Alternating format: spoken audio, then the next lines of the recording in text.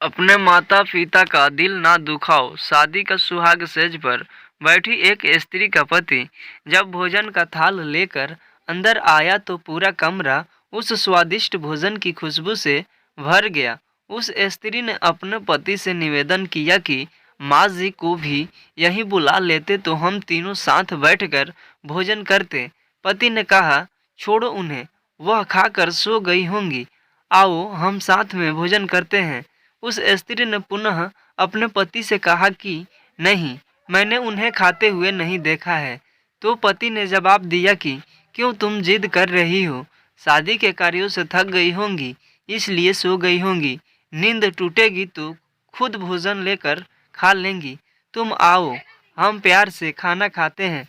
उस स्त्री ने तुरंत तलाक लेने का फैसला कर लिया और तलाक लेकर उसने दूसरी शादी कर ली और इधर उसके पहले पति ने भी दूसरी शादी कर ली। दोनों अलग अलग सुखी घर गृहस्थी बसाकर खुशी खुशी रहने लगे। इधर उस स्त्री को 2 बच्चे हुए जो बहुत ही सुशील और आज्ञाकारी थे। कई वर्ष बीत जाने के बाद एक दिन वह औरत अपने बेटों के साथ यात्रा पर गई हुई थी। माँ बेटे भोजन के लिए रुके और बेटे भोजन परोसकर माँ से खाने की विनती करने लगे।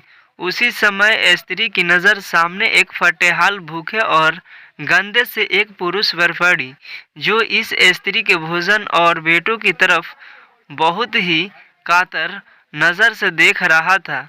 उस स्त्री को उस पर दया आ गई और बेटों को बोली, जाओ पहले उस वृद्ध को नहला कर और उसे वस्त्र दो, फिर हम सब मिलकर भोजन करेंगे। बेटे जब उस वृद्ध को नहलाकर कपड़े पहनाकर उसे उस स्त्री के सामने लाए तो वह स्त्री आश्चर्यचकित रह गई। वह वृद्ध वही था जिससे उसने सुहाग रात को ही तलाक ले लिया था। उसने उनसे पूछा कि क्या हो गया जो तुम्हारी हालत इतनी दयनीय हो गई। तो उस वृद्ध ने नज़र झुकाकर कहा कि सब कुछ होते ही मेरे बच्चे मुझे भोजन नहीं देते थे, मेरा तिरस्कार करते थे, मुझे घर से बाहर निकाल दिया।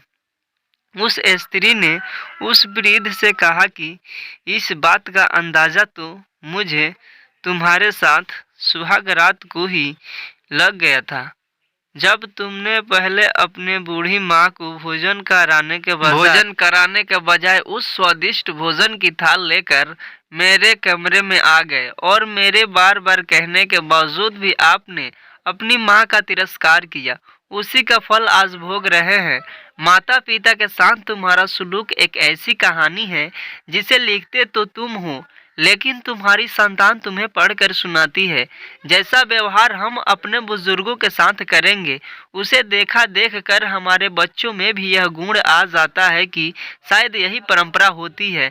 याद रखना, माँ बाप नाराज तो ईश्वर भी नाराज। आशा है कि ये कहानी आपको पसंद आई हो। ऐसे ही कहानी सुनने के लिए हमारे चैनल को सब्सक्राइब करें। थैंक यू दोस्तों।